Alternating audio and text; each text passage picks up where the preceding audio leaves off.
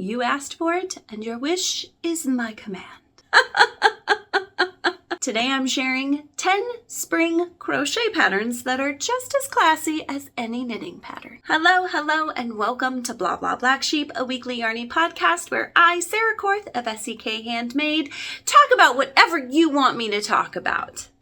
Actually, I'm not kidding with that one. If you want me to talk about something, let's talk about it. Leave a comment below, or there's a form in the show notes that you can ask a question anonymously. Back in January, I think, I did the same topic, but for winter patterns, and you guys said you wanted to see some spring patterns too. And it has been my pleasure to gather up 10 gorgeously classic crochet patterns in 5 different categories. So let's dive right in with category number 1, and that's going to be plant hangers. Now, I don't mean to brag, but I feel like this is one of those things that's better in crochet. While I'm sure that there are some lovely knitting plant hangers out there, I have found 2 gorgeous and different crochet plant hangers that I know you're gonna love. First, I have the very simply named crochet plant hanger.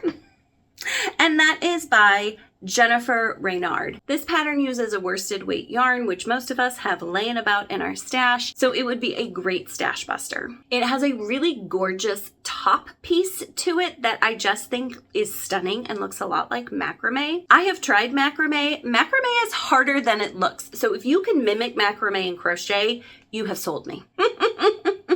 I also like that it has that little ring at the top that you can hang it from. I don't know, it just feels like extra professional that way. You can also customize the size you make with this, which I think is wonderful because then you may already have a pot that you can just put in your plant hanger and you don't have to go out and buy a new one. Not that I judge you if you're gonna go buy a new one. I love a good pretty pot. If you don't have cotton worsted weight yarn in your yarn stash, can I give you a little suggestion? If you have not checked out Coastal Cotton's yarn, it's gorgeous. I'm not a cotton yarn person, but the colors are beautiful and it's actually pretty nice to work with.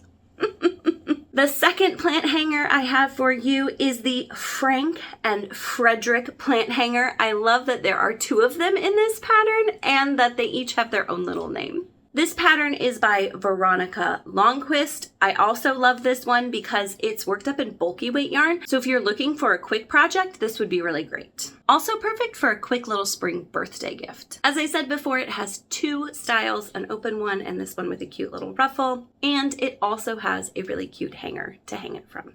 Category number 2 are spring sweaters. Personally, I think the best way to think spring is to start on a brand new sweater or tee for yourself. The first pattern I'm going to suggest is the Sunset Boulevard top. I think this is a really fun, gorgeous top. I think the concept behind it is really customizable and simple, so you can get a really gorgeous spring top without a lot of complication. This beautiful pattern is written by Michelle Musket. It takes fingering weight yarn, and if you go look through the projects on this pattern, you'll see that it flatters a lot of body types and is really just super beautiful. My second suggestion is definitely more flashy, but I just fell in love with this. It is the Spendthrift, not tee, not sweater, just Spendthrift. I keep trying to add a descriptor to it. It is by Linda Skuja, and it also uses fingering weight yarn. I'm gonna be honest with you. I know some of you are gonna be like, fingering weight. But if you want a really gorgeous lightweight top that you're actually going to be able to wear in the spring, you're gonna want to go with fingering weight yarn. And the gorgeous detailing on the top of this one, I mean, am I already thinking about what I have in my stash to make this? Yeah, I might be.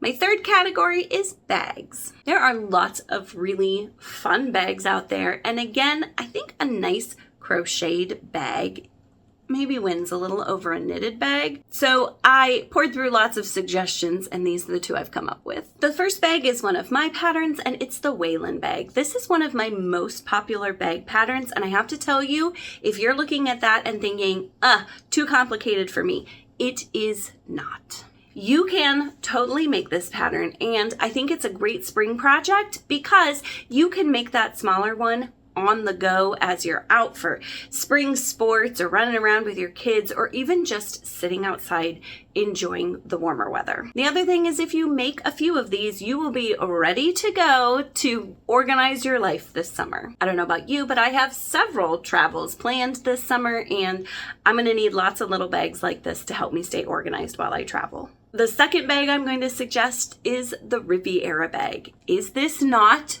like the most perfect spring and summer bag? It is by Susanna Mueller. It uses Aran weight yarn, which I think is fantastic.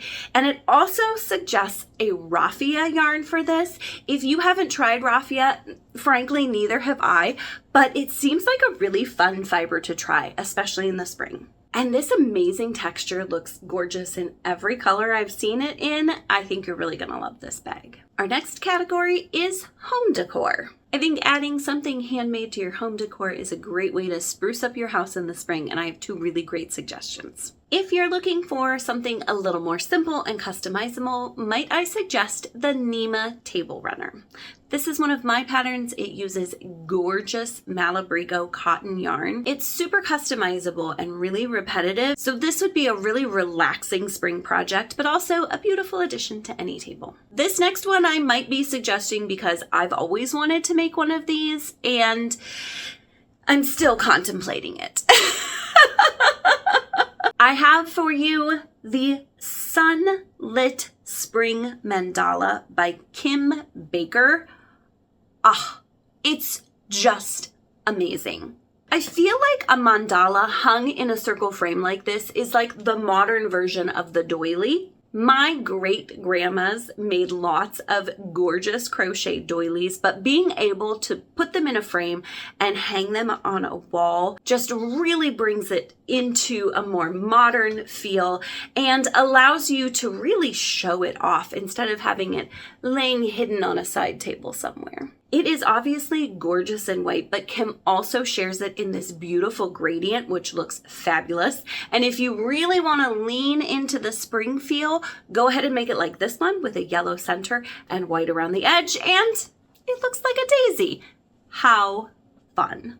Last but not least, one of my favorite categories, spring shawls. I love a good shawl. I think they are one of the best transition pieces you can have in your wardrobe. So let's check out a couple that you can make and wear them all spring and probably summer too. First, I have my Zoe shawl. This is a mini shawl, kind of, a shawlette maybe. It uses one full skein of yarn for the body and then a little bit of another skein for the border, so you could easily stash dive for this one. The really open stitch of the body makes it work up quick, and the only slightly challenging part is that border, which is just stunning and totally worth it. This shawl also has a really wide wingspan, so it's great for wrapping up in when it's chilly out and then loosening up and wearing more draped around you when it warms up. And then if it gets cold again in the evening, you can wrap back up in it. My second shawl for you is one that definitely caught my eye. It is really beautiful. It is the Sempervia shawl. Wow, so beautiful. This is by Andrea Cretu.